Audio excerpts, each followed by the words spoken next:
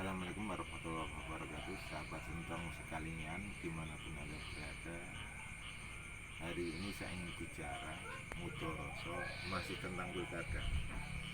Ada beberapa hal menarik yang menurut saya selama ini dikembangkan orang-orang yang tidak bertanggung jawab, semata hanya kepentingan akses kekuasaan, like and dislike terkait dengan pemerintahan Kabupaten Bantul yang ada sekarang.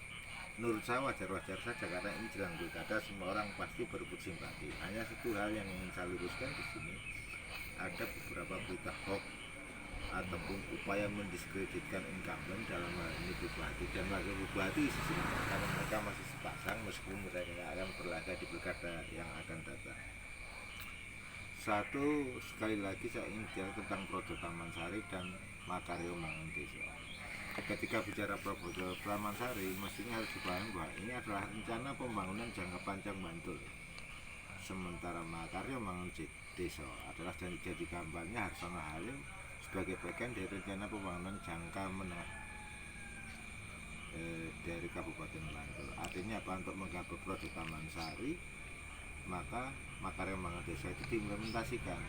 Artinya tidak benar bahwa Makaryo dan Bangun Desa dan proyek Taman Sari itu saling bertentangan. Enggak, justru untuk mencapai proyek Taman Sari dilakukan Makaryo Bangun Desa itu sebagai bagian dari janji kampanye Harsono dan Halim pada saat itu.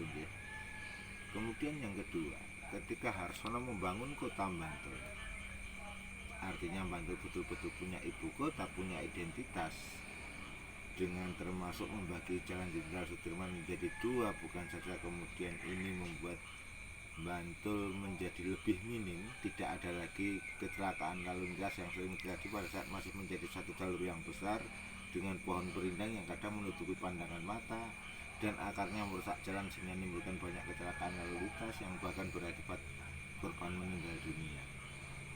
Ini selalu didiskusikan. Prestasi Harsono dalam membangun kota Bantul didiskusikan. Bagaimana ini Pak Harsono? Janjinya dulu kan Makaryo Mangun Desa, kenapa hanya kota Bantul saja yang dibangun? Salah sahabat-sahabat, saya katakan salah kenapa? Karena selain beliau membangun Bantul itu menjadi satu ikon ibu kota Bantul, di sisi lain dia juga tetap membangun desa.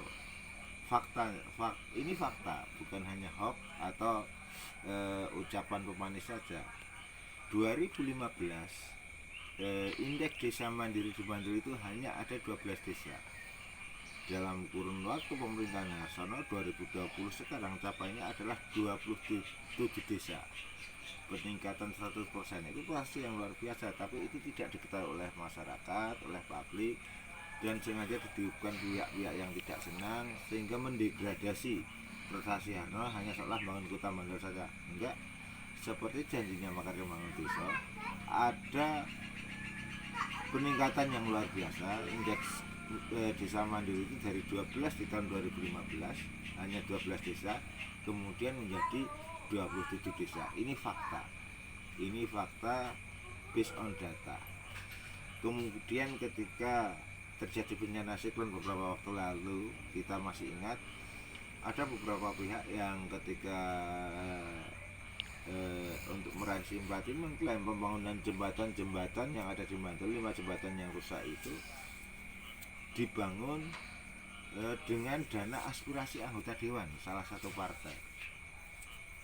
Ini tidak benar dan bahkan sudah menjurus kebohongan publik, melakukan klaim atas pembangunan hanya untuk meningkatkan elektabilitas, popularitas dan elektabilitas. Padahal faktanya saudara-saudara, 5 jembatan penghubung di Bantul yang dibangun, salah satunya Hidrofilin, jembatan Hidrofilin dan jembatan Benya itu dibangun sama sekali bukan dari dana aspirasi anggota dewan partai tertentu, enggak.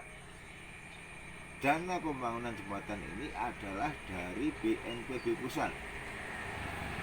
Pengajuan dari kabupaten, BNPB kabupaten yang ini dikawal oleh Pemkab itu 200 miliar saudara-saudara untuk membangun semua kerusakan yang terjadi akibat kejadian itu. Namun dana yang turun kemudian yang diaksesi oleh pemerintah pusat dalam hal ini adalah 64 miliar. dari BNPB pusat. Jadi tidak benar sama sekali kalau ini dikatakan dari salah satu partai, aspirasi dewan salah satu partai. Ini nggak benar. Saya nggak perlu menyebut nama partainya, tapi ini nggak benar. Ini klaim saja, hoax semata untuk mendongkrakkan elektabilitas, menjijikkan sahabat-sahabat sebetulnya. Sekedar main klaim tanpa bukti, bahkan melakukan kebohongan publik. Bisa kita bayangkan, sebelum menjabat saja, sebelum memerintah saja, dia bersedia mengelabui rakyatnya, menipu rakyatnya. Artinya apa yang akan terjadi? Apa yang akan terjadi kalau dia sudah menjabat, sudah memimpin? Bisa jadi bukan hanya klaim, bisa jadi ada yang lebih jelek lagi, seperti kemudian ada korupsi dan seterusnya. Kita masih ingat bahwa rejim-rejim sebelumnya semua pejabat hampir semua terseret pidana korupsi. Meskipun ada yang berhasil melepaskan diri, tapi ada juga yang tetap harus masuk kui, seperti Sekda, Lurah. Banyak rejim yang lalu banyak timbul kasus korupsi. Korupsi adalah extraordinary crime. Artinya apa, sahabat-sahabat? Ini adalah kejahatan yang luar biasa. Nah, di era Harsono 2016, Bantul sampai sekarang ini dinyatakan bebas korupsi.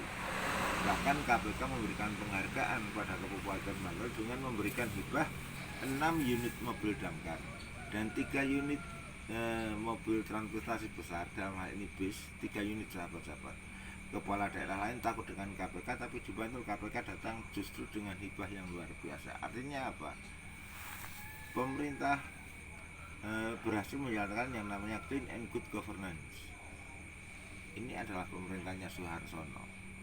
Sekarang kembali lagi ke laptop, kembali ke pilkada, adalah 2020 ini kita akan menyelenggarakan hajatan demokrasi pilkada. Sementara periodisasinya tidak seperti yang biasanya 5 tahun, ke depan itu hanya 3,5 tahun. Artinya apa? Jika kita ingin sustainable development, pembangunan berkelanjutan, maka tidak ada kata lain lagi, kita harus pilih nomor 2. Coblos pasangan Noto Harsono Toto. Karena apa? Satu, menurut saya ini variabel yang sangat menentukan. Beliau berdua ini adalah mantan birokrat yang sampai akhir jabatannya mendapatkan penghargaan karena pengabdiannya yang luar biasa, tanpa cacat, tanpa celak.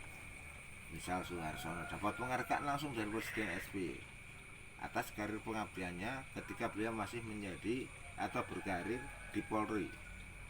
Kemudian kita bicara calon wakilnya, Toto Sudarto. Toto Sudarto ini juga bukan hanya pejabat yang aktif di Pemkab, jabatan terakhirnya adalah Asek dan kemudian menjabat sebagai TK. Tapi beliau juga banyak berkecimpung di dunia sosial. Misal dia adalah ketua Orari, 2 dia adalah ketua Kuarca Pramuka Kabupaten Bantul, 3 dia juga ketua PGRI. Sahabat-sahabat sama tahu bahwa pendidikan ini adalah basic paling dasar untuk sukses masa depan generasi kita, anak-anak kita, cucu-cucu kita. Makanya sekali lagi, menurut saya tidak ada keraguan lagi, kita harus memilih pasangan nomor 2 di era Soeharsono dan Toto Sudarto untuk membangun, untuk sustainable development, untuk pembangunan berkelanjutan Bantul. Kita bisa bayangkan ketika nanti Bantul dipimpin oleh para politisi yang kawinnya pun kawin paksa. Ingat, pemenang pemilu 11 kursi hanya mendapatkan kursi wakil, sementara yang 6 kursi mendapatkan wakil bupati. Ada anomali di sini yang membuat kita bertanya-tanya, ada apa sih sebetulnya? Tapi kita tidak perlu terlalu mengurek terlalu dalam di situ. Mari kita bicara fakta data, mari kita bicara yang nyata-nyata yang sudah terbukti dan teruji. Dalam hal ini adalah pasangan yang sama. Dan soal hoax tentang mereka dan seterusnya sudah dibuktikan, dijawab dengan sendiri dengan realitas.